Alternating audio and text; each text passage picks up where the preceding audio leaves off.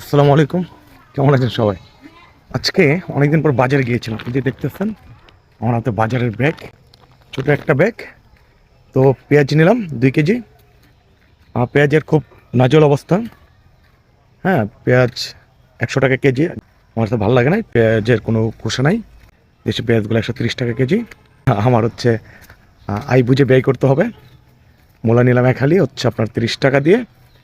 আর কাঁচামরিচ নিলাম 250 গ্রাম। হ্যাঁ, এই যে দেখতে পাচ্ছেন বাজারের ব্যাগ। আমাদের এখানে আজকে হচ্ছে বৃহস্পতিবার, সাপ্তাহিক বাজার, মহানা বাজার। কাঁচামরিচ নিলাম 250 গ্রাম, 30 টাকা।